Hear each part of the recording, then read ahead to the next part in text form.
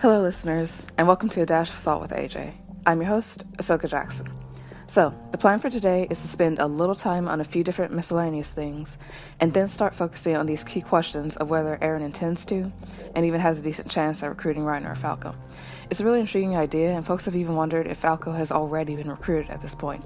So I think that'll be a fun topic to discuss here now that Eren has broken cover and finally revealed himself to Reiner, plus been revealed to the audience. And I didn't realize this, but not everyone actually saw the post-credits scene for episode 4.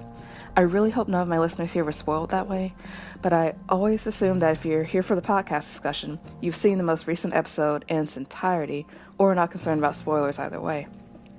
Really, I feel Eren's identity was revealed to the audience in episode 3, but the bonus scene in episode 4, after the ending theme plays, is where it's explicitly confirmed that it's Eren. And that's why I felt okay to finally acknowledge who the awesome, philosophical, wounded veteran was. So if you haven't seen that yet, please go watch it. It's what I've been referring to all this time regarding Eren and Reiner's impending confrontation and Falco's part in it. Now, let's begin. The first thing is a really quick question or two I had. Now, Magath knows Marley is dealing with infiltrators, right? Do said infiltrators know or suspect that they've been caught out? Is this part of why Eren has chosen now to suddenly reveal himself? Maybe he's acting now so that they'll still have the element of surprise and be able to make their move before Marley has the chance to organize and take any actions against them itself. I also wonder if he knows that they're already busy planning a large invasion attempt against Paradis at this point. In any case, like other folks said, these sons of guns spent 3 seasons trying to kidnap Eren and forcibly cart him off to Marley. Now he's just done them a favor and come over to say hello. That's what they want, right? And isn't he a good boy? Visiting his family there. You know how family gets. You never call, you never visit. What gives? Well, he's there now.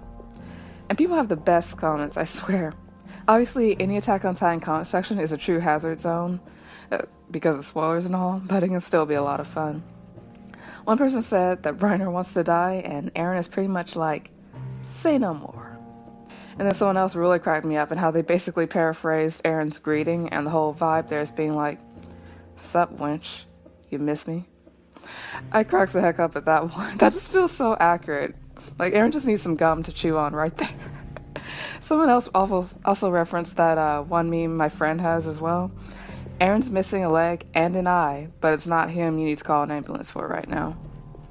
And look, Reiner already has nightmares of Mikasa, and now he's got Eren's pretty little self to deal with. In person. Don't you just love having reunions with vicious, traumatized former classmates that you tried to kidnap? Also, in the preview, it actually said that Eren confesses to Reiner that he and Reiner are really the same. Now, we just got a little recap of Reiner's life in episode 3, culminating in Reiner's near-suicide attempt. Eren was nicknamed the suicidal maniac back in the old days, but for a very different reason.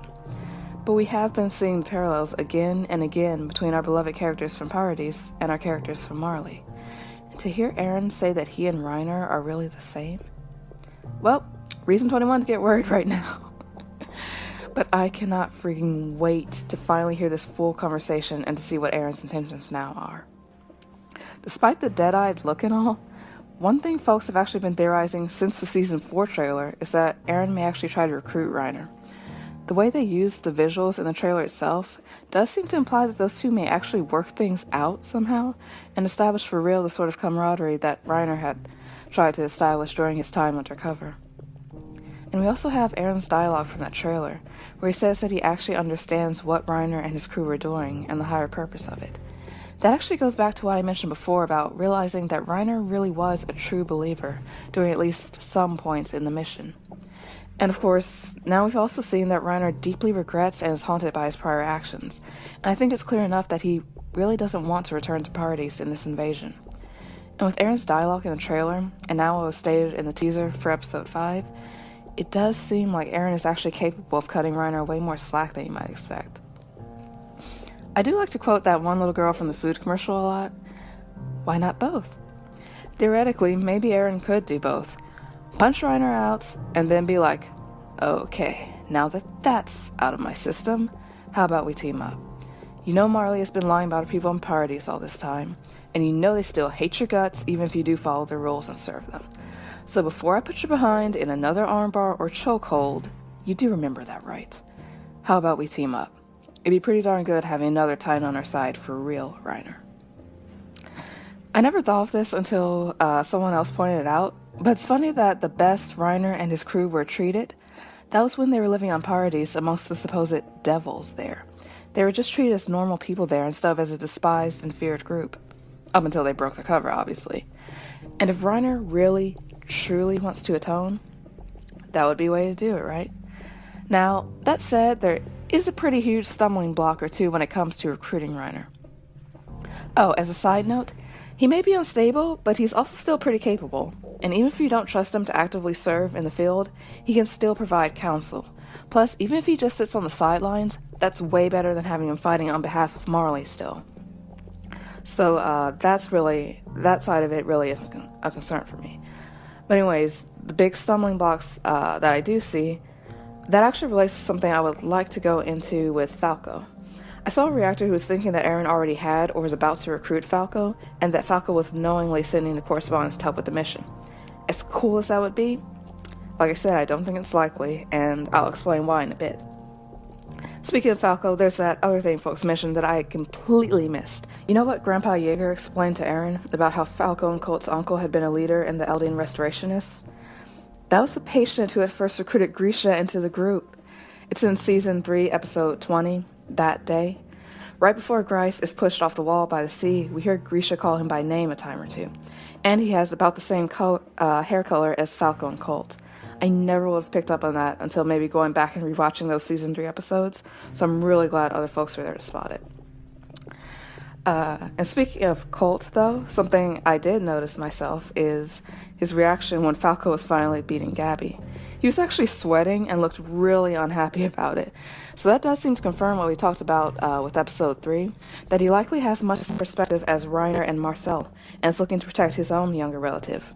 He's hoping that Falco will not be the one to inherit the Armored Titan. So, coming to Falco now, we're a little limited in what we can discuss about him until the next episode of the anime airs. But we do already see some of the position that he's in. It honestly makes me pretty mad, and sad too, that his kind, helpful nature was taken advantage of like that.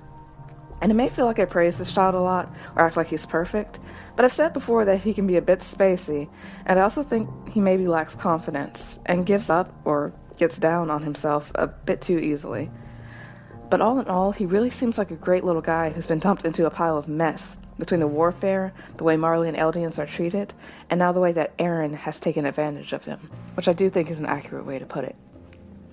I really don't want my fondness for Eren to blind me to what he does this season, and this is already a first example of it. I hate how being a genuine, and I guess still pretty trusting, soul has resulted in this for Falco. And this isn't like scenarios where you see folks hire a random street child to do a task for them. It's way worse. Falco's been doing this to help Eren as a personal favor, and Eren's been using this kid to send correspondence for him, and now to lure Reiner. Of course, that brings us to the whole question of whether Eren has actually recruited Falco outright, and Falco is knowingly helping him in the mission rather than being unwillingly used. I mean, if Eren has actually read him in, then that is a different dynamic, and I wouldn't find it nearly as problematic that Eren is involving the child like this. But we're almost out of time right now.